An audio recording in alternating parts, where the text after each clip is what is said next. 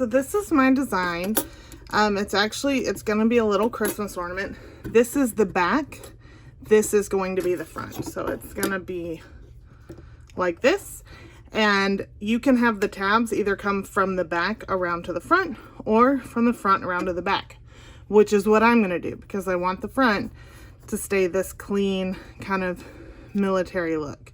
So I need to decide where to put some tabs to wrap around to the back. So I'm gonna actually put the back on top here because I need to work around these. And then I'm just gonna start kind of marking where I could put some tabs. So I know I obviously can't put tabs here because there's the hooks for the ornament wire. But I could kind of put one here and here. And then I need to secure the bottom, and this comes to a point already. So it would be pretty easy to just keep that going. It might be hard because this is rounded. So what I would be better off doing is putting them here. But then they might cross over each other. I don't like that.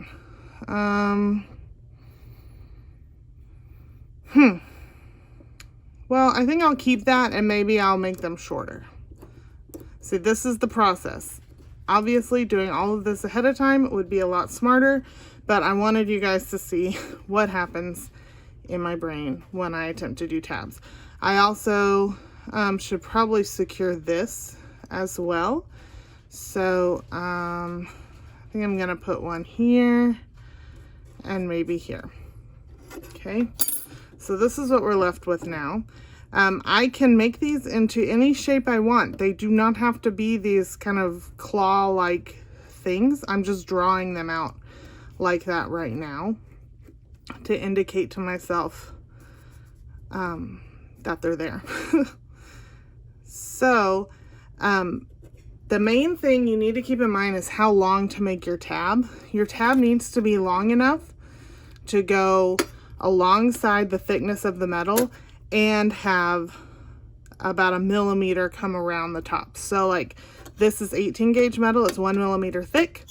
So in order to have enough to come 1 millimeter up and 1 millimeter over, I need the inner length to be 2 millimeters, but the outer length needs to be long enough too. So I usually add the thickness of the metal again because I can always trim it off. Because it's not gonna bend sharply, if that makes sense. So for this setup, I have 1 millimeter metal. I'm gonna make 3 millimeter tabs and then trim them later if necessary. So let me cut this out and I'll be right back with you.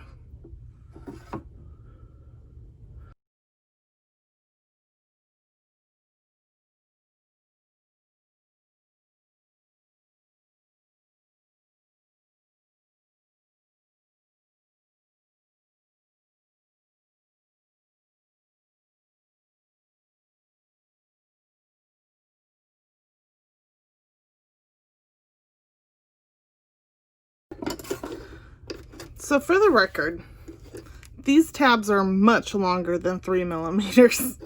And I realize that, and that's okay because I'm gonna end up actually making them longer in just a second. But here it is. Here, let me take my, okay. So here's what we got. Looking pretty good. Ooh, it's almost too short. Okay. So from the back, this is what you see. And so, in theory, I would file all of this and then just push these up from the bottom and wrap them around. But there's two problems with that. First problem is that this is way too long. But the second problem is that that would be kind of clunky look in it. It wouldn't have a very refined look to it because of the thickness of this metal. So to make it look even better and to make it easier to push them over, I am going to actually stretch them out with a hammer. This, like I said, makes them thinner and easier to push over, but it also work hardens them, which means it's less likely to lift up later. I'm going to use my block for this. If you were in the studio, you would go to the anvil. And then I'm going to use a cross peen. So a cross peen stretches the metal perpendicular to its face, which means I can control the directionality. And let me make sure I have this the way that it's supposed to be, because I want to hammer on the inside. That way I don't have a lot of marks to move off later. Does it go that way or does it go this way?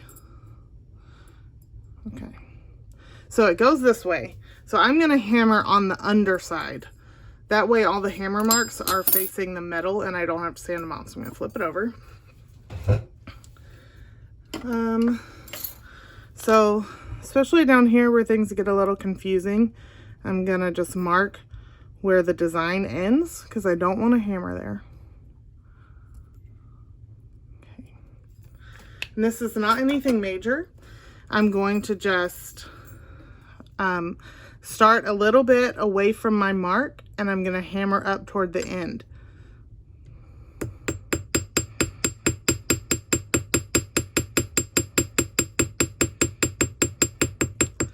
Okay, so I've made one pass. I did not get harder as I went toward the end. Now I'm going to start a little further up and make another pass.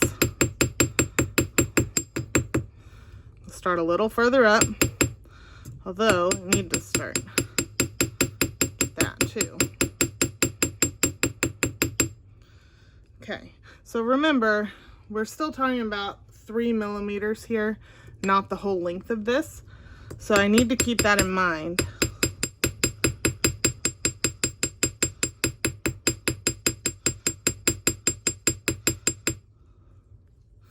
Now, if I can turn it sideways, well, it's not quite there.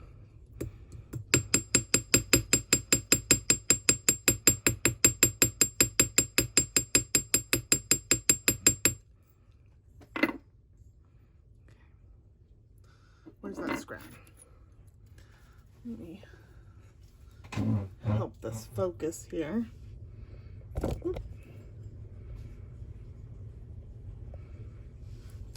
Okay, you can see a pretty big difference now in the thickness between the bottom piece and then this scrap piece, which is how thick it was. So that's going to look a lot better when it folds over.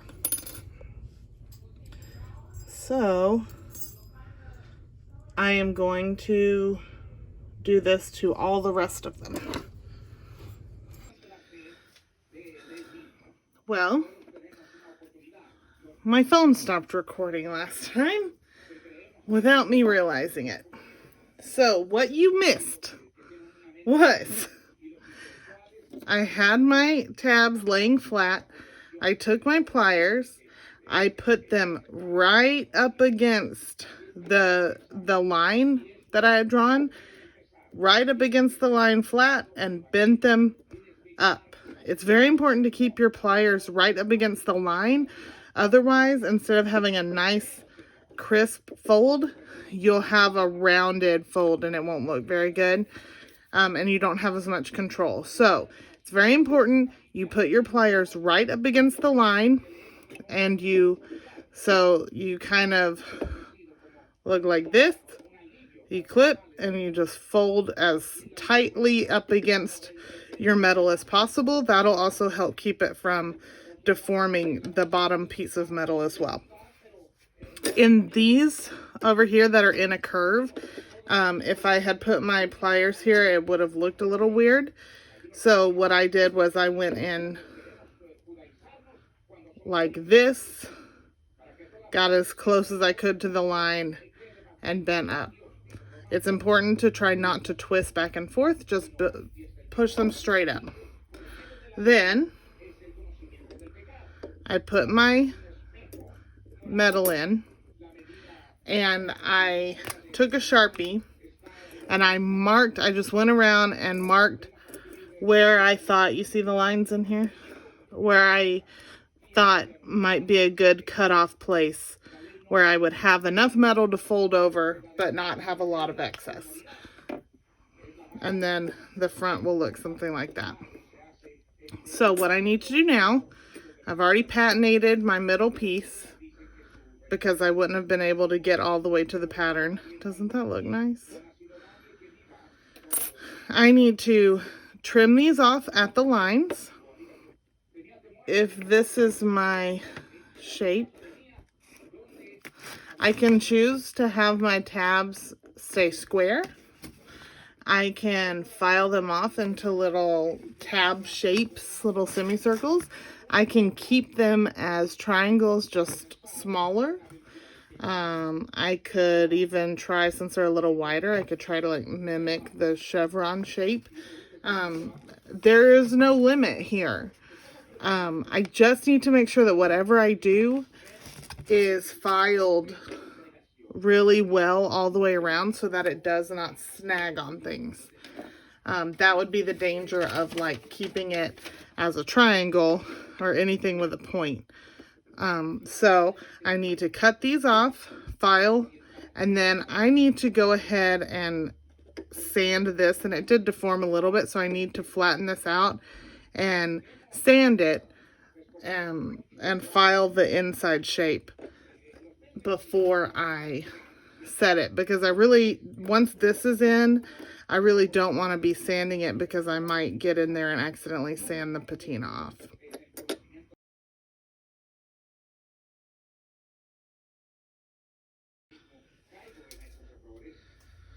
To cut these, I'm just going to kind of cut them just like everything else.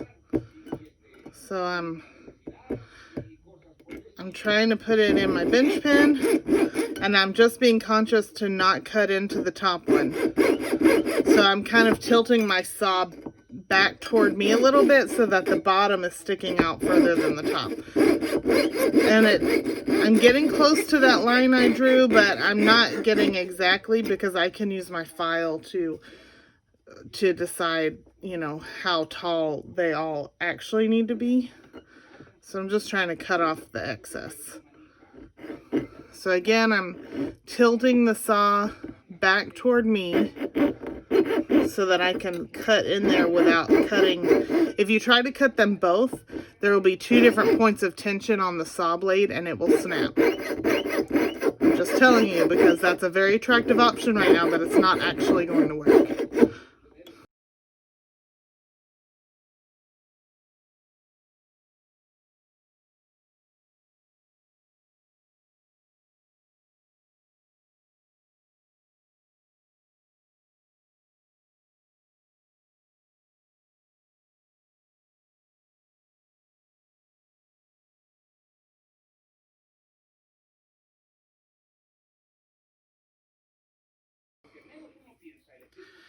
I'll cut the rest of these off camera, but I also wanted to mention this one is not going to be a brooch, but if it was, I would either,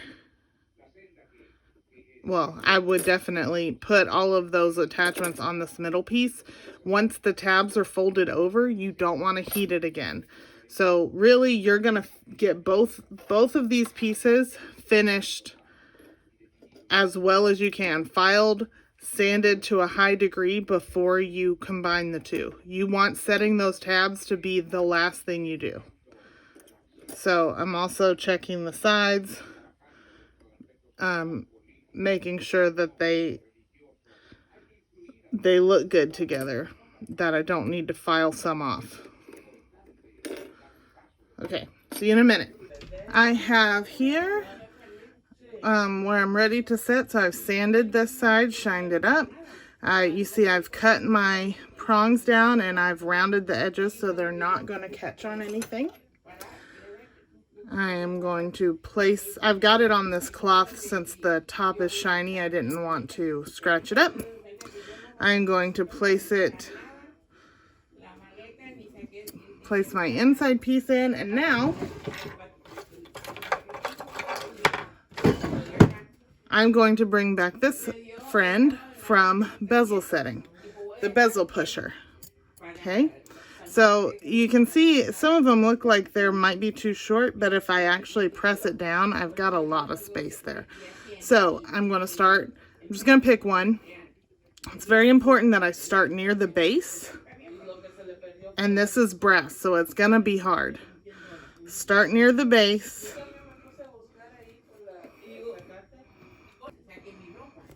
Let's see here. It's a little tricky to get it started.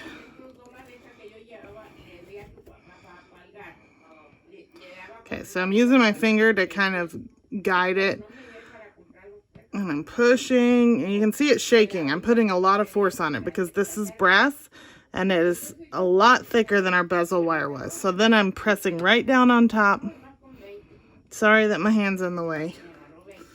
And there you have it. You see it's making contact all the way around. There's not a big gap in there, and it's pressed down. Now I do it to all the rest of them. This is hard. That's why I don't have tabs going all the way around. Part of the reason it's so hard is because I chose to use brass, and also I've work hardened it with a hammer when I thinned it out. So all of that is leading to it being so difficult to push them over, but it also means once this is together, it's not coming apart. Oop. If I was really struggling, I could always make use of a hammer and set this here and I could set it here and use a hammer right here to help me, but I don't think that's going to be necessary. I'm keeping my finger kind of on this side as a support because I don't want to scratch up my liver of sulfur background. So you see that one, I did not push this way enough, and so there is kind of a little gap there, but it's still very secure. But I want to avoid that. I don't want to have big gaps on the sides, because that's a place where something could get in there and pull it apart. Okay, so let's try this again. Start way down here at the bottom. At first it won't look like it's moving at all, but it is. And then you slowly push. That one's all the way up against it. That's good. And then I come up to the top.